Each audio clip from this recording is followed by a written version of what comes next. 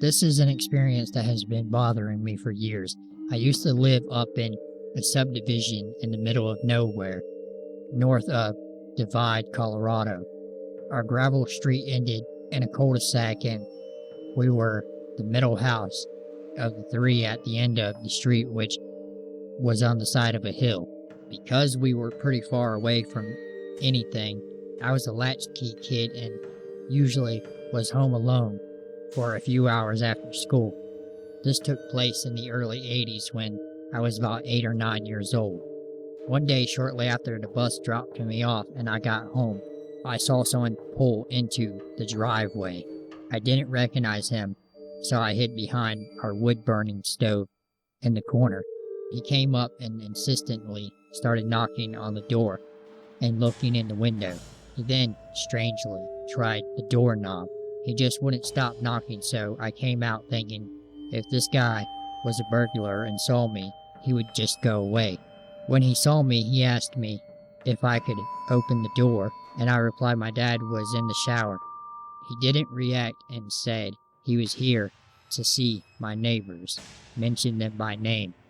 I told him they lived next door in the house on the left. He said okay, seemed a bit frustrated, and started walking away to his car. But instead of getting in his car, he started walking around my house. The house was built on the side of a hill, so it had a walkout basement. I started freaking out because at this point this wasn't normal, and I thought he was going to try to get in through the sliding glass door in the basement, which was locked. I got ready to jet out the door and into the woods, but then I saw him come up the other side of the house, get into his car, and tear out of my driveway up the gravel road. He never did go to my neighbors, who he said he was looking for. Sobbing, I picked up the phone and called my neighbor halfway up the street, who had a son my age and used to watch me sometimes. She had seen the car speed up the gravel road and told me to come over. So I took off running through the woods to my neighbor's house, avoiding the road in case he turned around and came back.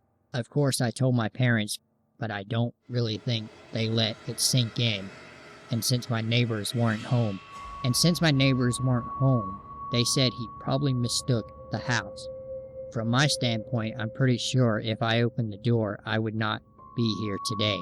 No one randomly drives down my street, much less into the subdivision in the middle of the mountains where I live.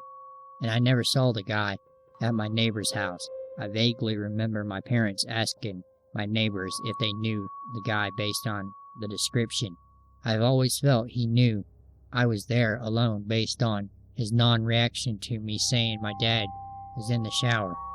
Knew the layout of the house, which is why he walked down the side of the house to walk out the basement, and preferred not to leave any physical evidence, which is why he didn't break in.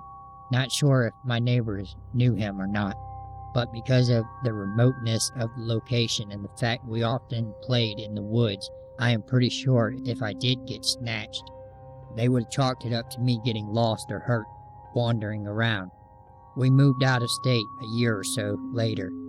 Never heard of any other local kids going missing, but I can't believe that this guy didn't try to make someone else disappear. So I was 12 or 14 years old at the time. I was walking home from school in Brooklyn. This blonde man in a red pickup truck pulls over and calls over to me through the passenger window. I stopped walking and stare at him. I do not recall what he said initially, but he asked me if he can come to my house because he needed to use the bathroom. I said there is a store and a restaurant about 2 blocks that he can go to, and pointed up at it. He resists and asks me again, and I again repeat that the store and the restaurant is right there. He then asked me if I can come over to him and help shield him while he pees. Luckily, I was walking on a large sidewalk that consisted of a huge apartment condo. He was parked right up to the sidewalk. If he wanted to kidnap me in broad daylight, he would have to walk more than 10 feet to where I was standing. Even to my adolescent mind, this was the most preposterous thing I've ever heard. I looked at him and said no. He then gives up and drives away. I remember being shaken and scared and watched his truck fly down the street. Even though I knew he was gone, and it probably didn't make much of a difference, I walked down the driveway 1 block away from my actual house to throw him off. So I was sitting on the couch in my living room with the sliding back door open. The cats can go in and out as they please, and a scraggly man walks up the deck and casually into my house. I didn't think much of him because all of my mom's friends are musicians and some look a bit worn. So I said hello, thinking he was here to pick up a guitar and drop something off. He said hey and asked what I was doing. I said, just eating a sandwich and watching TV, what's up? And he started talking about how a car was parked too close to something and in the way, like mumbling about a car situation that didn't make sense, or enough sense for him to have to walk inside my house without knocking to tell me. I knew none of our cars were too close to anything because they were parked behind our house, where they always were. I said something like, oh sorry, but those aren't my cars, so I can't move them. Then he said something like, never mind, it's okay, bye, and left. I didn't think much of it still, and brushed it off as one of my mom's friends or neighbors or something like that. I told my mom about it later, and she was immediately freaked out that some strange man just walked inside our house. She said none of our friends were coming by, and they would knock on the door first if they were. I'm glad I was there to catch him off guard and not in the shower or sleeping, because I don't think he was expecting to see someone as soon as he walked inside. I don't know what he was planning on doing in my house, but let's not meet again, strange man that walked into my house. I grew up in a really bad part of town, full of crackheads, pill junkies, thieves, and general scumbags. I was always a smart child, and I had big plans for my future. It just turns out the Lord had other plans for me. Or maybe the temptation of the devil was too great. When I was 16 years old, my mom started dating this guy, Brad. She met at a 4th of July cookout in the neighborhood. This was before the neighborhood went to complete shit. Brad was really nice. After about 4 or 5 months, everything changed. Brad's friend, Marcus, got out of prison. And according to Brad, Marcus was trying to better himself and just needed to stay with us for a bit before he could get back on his feet. Marcus always made me feel uncomfortable. I do believe in second chances and believe that most people do genuinely want to change when they get out of prison. But I didn't get that impression from Marcus. One day, when I was washing clothes, Marcus comes into the wash house and starts making inappropriate comments telling me that I have a nice ass and how he wanted to fuck me right there in the wash house. I told him that I was only 16. He just said he didn't care. Marcus was like 43 years old. I told my mom about how Marcus was talking to me, and she just said, he is just trying to get used to being free again. He spent 10 years looking at nothing but men, so any woman is attractive to him right now. I have no idea why Mom was defending this guy. One night, when Brad was working the night shift at the mall as a security guard, I heard my mom screaming, and then I heard a loud smack. I run into my mom's bedroom, and Marcus is standing there naked with a knife in his hand. My mom was lying on the ground with a huge bruise on her face. She was in her nightgown. She was nervously trying to cover her private area. Marcus grabbed me by my hair and tried to rip my clothes off, but my mom pulled Brad's gun out of his nightstand and threatened to kill Marcus if he didn't leave. Marcus just laughed and called my mom a stupid bitch and told my mom I gets what I want, bitch. I take mine. Think that gun scared me? Bet you ain't got what it take. No, but I do. It was Brad. He had a 9mm pressed to the back of Marcus' head. I should fucking kill you where you stand, you sick piece of shit, Brad threatened. Get the fuck out of here, Brad told Marcus. As Marcus was leaving, Brad walked outside and then I heard a gunshot. Then about 20 seconds later, I heard another, then another, again and again. Marcus lay on the ground bleeding out in the middle of the street as Brad stood over his body. Mom was screaming and crying as sirens were coming. She knew this was it. Marcus was shot over 15 times in the back and chest. Brad served 10 years in prison for assault with a deadly weapon. The DA wanted to charge him with attempted murder, but my mom testified against Marcus, and Marcus was sent to prison for 50 years for sexual battery and attempted rape. Mom and Brad got married and moved to another state after Brad was released from prison. So Marcus, you sick pervert bastard, let's never, ever meet again. So this happened in 1969, while my dad was 8 or 9. One night, both his parents were out of the house, along with his brother. This left him and his sister at home alone. Eventually, the phone rings and my father picks it up with standard Canadian politeness. Hello, this is Bob. The person calling said that they were coming to kill both my father and his sister, and told them to leave the house. My father, slightly spooked, uses the intercom system to page his sister, telling her what happened. At the time, both children could drive, as they had been doing so on the farm, so leaving the house wasn't too much of a problem. While packing some things to leave, the phone rings again, and my father answers. Hello, this is Bob. The voice says, Why haven't you left yet? I'm coming to kill you.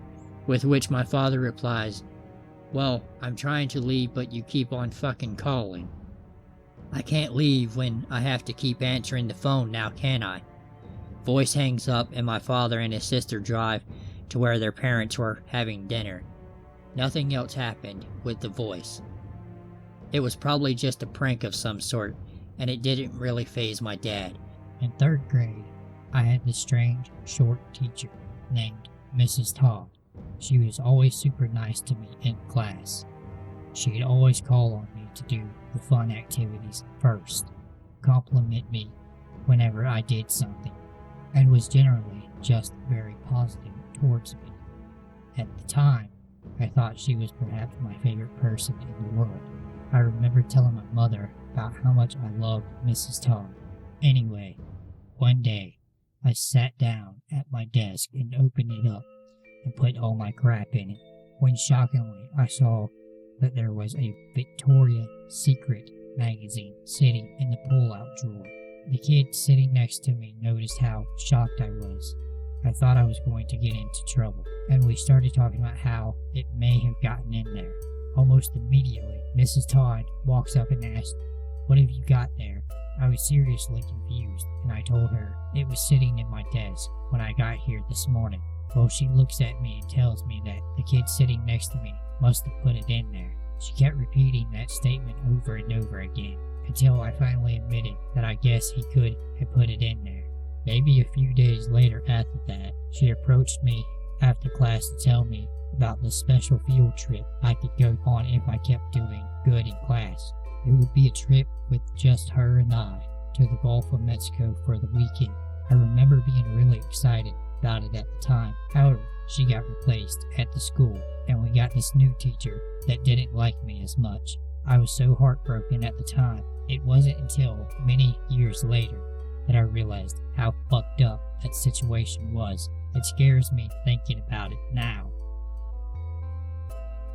When I was around 7 years old, I was walking to my babysitter's house, all by myself. She only lived a block away from the schoolyard. I'd done it all the time. This car pulls up beside me on the road, and the driver keeps gesturing to me to come closer and shouting, "Come here, come here." I'm frozen on the sidewalk and shaking my head no, while my knuckles turn white, clinging to my paper bag. All he says before driving off is, "Stay away from Christina," and then I never saw him again. Christina was one of my on-again, off-again friends in grade school, along with another girl who alternated between hating me and being buddy-buddy. I had completely forgotten about this after a while and went on being on-again, off-again with both of them. In the 5th grade, the other girl invited me to the pop machine in the back hall at lunch. Ooh, okay. Quality time with a girl I've known since I was a baby. We get back to the classroom and Christina tells me that people were playing with my lunch and hid my stuff, but she was nice enough to bring it back to me. I started drinking the pop I'd brought for lunch, and something was really off. I spit it out and ran to the water fountain to rinse my mouth out. Turns out Christina and her sister had topped my drink with Lysol. If I had drank too much, I probably would have been stupidly sick. The police were called, and a restraining order was put on both of them. It was delightfully ineffective, however, because the school was so small there was no separate class to put them in. They got 3 or 4 days suspension. I have no idea if the two events are related, who that man was, or how he knew how bad Christina was at the time, but that memory sticks with me to this day. My wife and I stayed in a small rental property in Bath, United Kingdom, this spring. While in bed, I heard the gate to the property open and close quietly. This immediately made me jump up and become alert. I heard someone trying to quickly walk on the gravel walkway to our front door until the motion sensor light came on. I saw a person's shadow dart against the wall outside of our room and instantly went into attack mode. I ran into the kitchen and grabbed a knife from the wooden block and stood at the front door ready to pounce. It was silent for way too long, and then I heard someone running away and the gate slammed. My wife said that once the motion light turned off, the person took off running. I have no idea what their intentions were, but I almost stabbed the hell out of somebody that night. It still gives me goosebumps thinking about it. I had just gotten finished watching Night of the Living Dead and Demons. The Demons movie kinda made me paranoid. I was walking through the hall to get ready for a shower, and I saw something in the mirror that scared the hell out of me. I freaked. Turns out it was just my friend's stupid clown mask. I laughed. "Get a grip, girl," I thought to myself. While in the shower, I started hearing faint scratching noises. I didn't pay them any mind. I figured it was just a rat. At the time, the cheap-ass apartment my friend and I stayed in had rats, so hearing noises in the middle of the night was really nothing to be alarmed about. I get out of the shower. I'm naked, water dripping off of me. I grab a towel when I happen to see a man staring at me through the window. I scream. The guy casually stands up. I'm still screaming. He has his thing in his hand. Sick pervert had been jerking off to me the whole time. He smiles, then walks off. I call the police. I don't know if they ever caught the guy, but I never seen him ever again. If I hadn't caught him, he probably would have raped me that night. That was the scariest shit I ever went through. This happened when I was in college. It was about 6 in the morning, still dark outside. I stopped at the gas station to get some gas and a pack of Newports. While I'm pumping my gas, this guy comes up to me and he starts flirting with me. He's cute, so I flirt back a little. He steps a little closer. I back up. He steps towards me again. I step back. He steps closer a third time. "Look, man, I don't fucking know you. Back the fuck off," I shouted. The man grabs me and forces me into the back seat. He starts kissing me and touching me. I see this little Indian woman in the store. She's hiding by the window, peeking over it. I'm screaming, "Help me! Help me!" The guy is just about to get it in. All of a sudden, I taste blood, and my ears are ringing. The rapist is dead. I push him off of me. I'm soaked in blood. I see this tall, built black man with a beard and dreadlocks standing there with a 9mm in his hand. The barrel is still smoking. My ears are still ringing. "Thank you," I cried, with tears in my eyes. I hear sirens, and the black guy takes off running. I found out who the rapist was, but I never found out who my hero was. That was the scariest fucking shit I've ever endured in my life. I was at the store. I had gone to get some soda and some party food. It was Super Bowl Sunday. As I'm walking back to my car, I see some guy peeping around the corner. I think nothing of it. I figured he was probably just some alcoholic or a homeless guy. I get in my car, and I am just about to put the key in the ignition. That same man runs up to my car and points his gun at me. "Move over, you fucking whore," he shouted. I am scared to death. I hear sirens, and the guy slams on the gas pedal. I'm freaking the fuck out. This guy is high on something. He's twitching and doing about 100 miles per hour down I-4, and there are like 20 cops behind us. I keep screaming, pull over, but he is determined to outrun the cops, or get us killed, whichever comes first. The police are ramming the car. "My fucking car!" I scream. All of a sudden the tires go flat, and the car flips over and kills the carjacker. I get rushed to the hospital, and I have no serious injuries. I explain to the police what happened, and the police department buys me a new car. I was grateful for the new car, but more grateful I didn't die.